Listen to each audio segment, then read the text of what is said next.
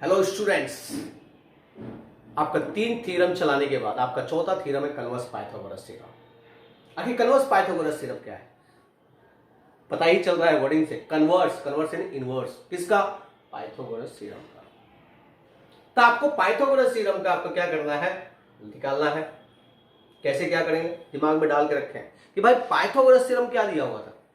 Pythagoras theorem आपको बोला था यदि राइट एंगल होता है तो H square equal to P square plus B square होगा।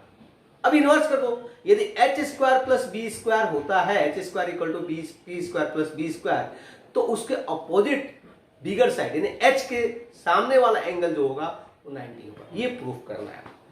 That is converse Pythagoras theorem. इसको हम बोलेंगे कन्वर्स पाइथागोरस थ्योरम। उल्टा करना है। Let's go how to prove this theorem. अच्छा मार्क्स लाना है और सबसे पहले सभी स्टूडेंट से कहना चाहूंगा कि वीडियो देखने से पहले, शुरुआत करने से सब्सक्राइब जरूर करें। Thank you all of.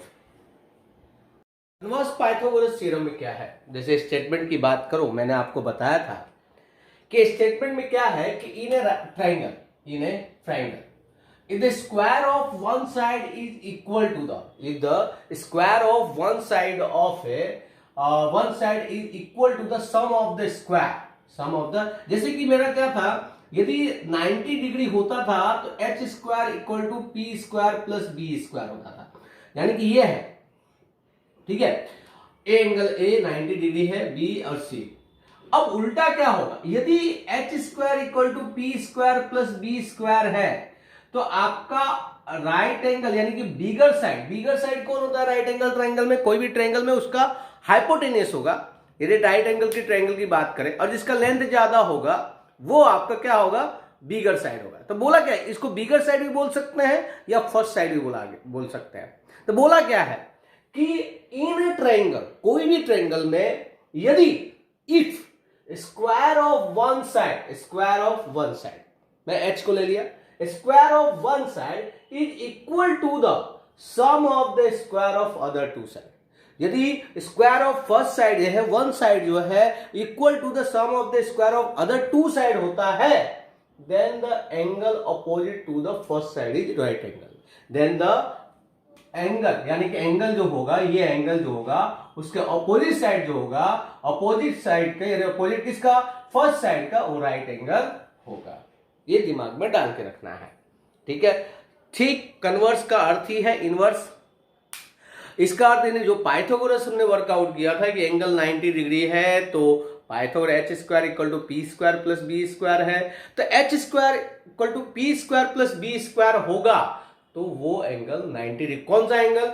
जो फर्स्ट साइड है। फर्स्ट साइड कौन सा? जो बिगर साइड है। बिगर साइड जो होगा उसके अपोजिट एंगल, उसका उस साइड का अपोजिट एंगल हमेशा 90 डिग्री होगा। तो लेट्स गो, ये रहा स्टेटमेंट आपका। ये आपको याद रखने हैं कि भाई in a triangle if square of one side is equal to the sum of the square of the other two side, then the angle opposite the first side is always be right angle. अब इसको हम लोग proof करेंगे। तो आपका statement हो गया। अब हम क्या करेंगे? डेटा और गिवन लिखेंगे। सबसे पहले काम, डेटा गिवन के बाद क्या करेंगे? टू प्रूफ करेंगे, फिर डायग्राम बनाएंगे। अब डायग्राम कैसे बनेगा? सबसे पहले मैं डायग्राम बना देता हूं तो आपको आइडिया आ जाएगा। तो सपोज ये डायग्राम बनाया, जहां एंगल ए आपका 90 है नहीं, प्रूव करना बाकी है अभी। तो डेटा गिवन, डेटा में आपको क्या है? इन ट्रायंगल ले लो, इन ट्रायंगल एबीसी लिया। अब स्क्वायर ऑफ वन साइड यानी कि BC square equal to AB square plus AC square, the square of one side is equal to the sum of the square of other two side. ठीक है। To proof क्या करना है कि first side के जो होगा, फर्स्ट साइड का अपोजिट एंगल हमेशा 90 डिग्री होगा। ये हमको प्रूफ करना है। डायग्राम ये हो गया।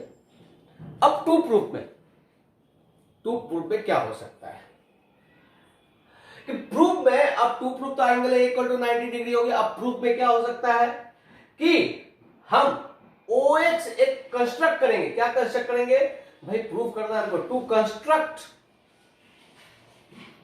OX ray and OI ray, where OX ray जो होना चाहिए परपेंडिकुलर टू OI ray होना चाहिए। OX ray क्या होना चाहिए? Perpendicular to OI ray। देखिए मैं बनाता हूं, देखिए अभी बना देता हूं मैं।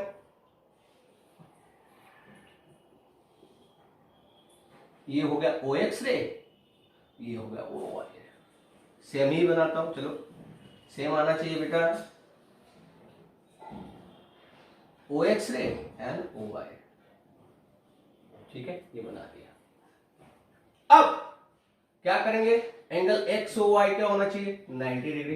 तो भाई 90 डिग्री हो गया, एंगल XOY 90 डिग्री हो गया। देन आफ्टर टेक ए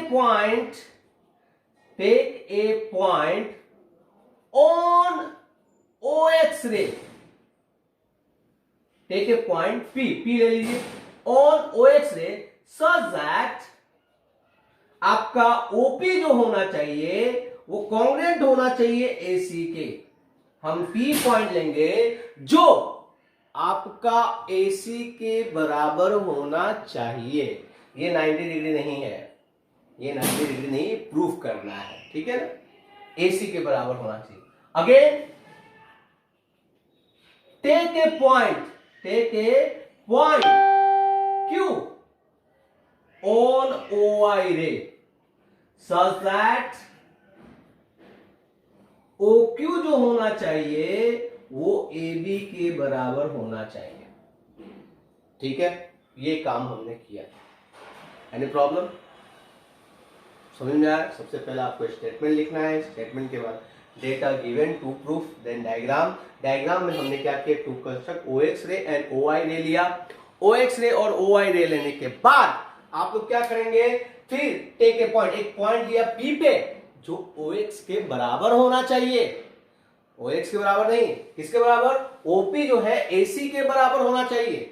और आपका पॉइंट लिया OI जो आपका AB के बराबर होना चाहिए। ये दिमाग में डाल के रखें। आपकी मर्जी, PQR PQ के अलावा कोई भी नंबर लिया जा सकता है, लेकिन दोबारा ABC मत लीजिएगा, M और N लिया जा सकता है। डन? ओके, तो note down first of all ना, ये तो हमने देख लिया, ठीक है? ये सब अब क्या करेंगे? हम करेंगे ज्वाइन PQ। हमने क्या किया? PQ को ज्वाइन कर दिया। इफ PQ को ज्वाइन किया हमने, यदि एंगल XOY यदि 90 डिग्री है, XOY 90 डिग्री है, तो POQ भी क्या होगा? 90 डिग्री होगा, क्योंकि वो भी तो परपेंडिकुलर होगा, वो भी तो परपेंडिकुलर। आप कहीं से भी पॉइंट ले, लेकिन वो भी तो 90 डिग्री होगा। यदि XY 90 डिग्री है तो POQ भी 90 डिग्री होगा। और आपको पता है कि POQ यदि 90 डिग्री हुआ तो पाइथागोरस थ्योरम लग जाएगा। तो क्या लग जाएगा? पाइथागोरस थ्योरम लग जाएगा। तो देखिए, therefore by the Pythagoras theorem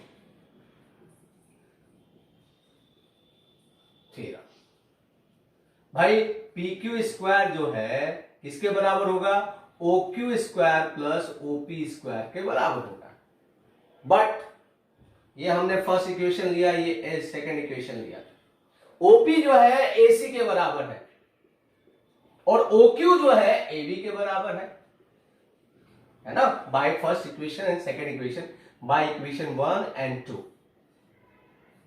ठीक है? ओके, ठीक है ना? लेकिन आप देखिए गिवन है, डेटा गिवन हमने लिखा था AB square plus AC square जो है BC स्क्वायर के बराबर है। It is a given. देखो PQ इक्वल टू BC। आखिर क्यों हमने PQ इक्वल टू BC किया? कारण क्या है? मजा आ रहा है? नहीं, ऐसा नहीं। यदि मुझको ये दोनों ट्रायंगल सिमिलर कर दूं, तो ऑलरेडी ये 90 है, सिमिलर होने पे you know that by the property of the similar triangle या कॉरस्पॉन्डिंग ट्रायंगल कि भाई it's angles are correspondence equal and sides are in proportion. तो एंगल जब इक्वल हो गया, तो यदि ये एंगल O 90 है तो एंगल AB क्या होगा? 90 होगा। इसलिए हमको क्या करना पड़ेगा? कोई मेथड हो सिमिलर ट्रायंगल का, SAS, SSS, फिर उसका RHS, जो भी मैटर हो हमको बताना पड़ेगा। इसलिए हमने PQ इक्वल टू BC। अब आ गया, देखो प्रूफ हो गया। अब ये दोनों ट्रायंगल सिमिलर हो गए। कैसे हो गए देखिए, in triangle ABC and triangle POQ, देखिए भाई OP जो है वो कॉन्ग्रुएंट है AC के, बाय इक्वेशन 1, ये थर्ड ले लीजिए, ठीक है। अब OQ जो है वो AB के कॉन्ग्रुएंट है, बाय इक्वेशन 1 लिख देता हूं मैं यहां पे, और बाय इक्वेशन 2 लिख देता हूं यहां पे। और तीसरा PQ जो है वो BC के कॉन्ग्रुएंट है, बाय इक्वेशन 3। ओके, क्या हो गया, बाय SSS क्राइटेरिया से दोनों ट्रायंगल क्या हो गए, सिमिलर हो गए, similar to the triangle POQ। और जब सिमिलर हो गए तो you know very well, by the property of congruent, by the property of similar triangle, by the property of similar triangle क्या हो जाएगा, एंगल्स आर कॉन्ग्रुएंट, यानी angle A equal to angle O, और angle O कितना है, angle O 90 degree है, therefore angle A equal to 90 degree proof हो गया। बहुत सिंपल एंड सादा, बहुत सिंपल एंड सादा, ठीक है। मैं फिर से आपको वर्कआउट कर दूं।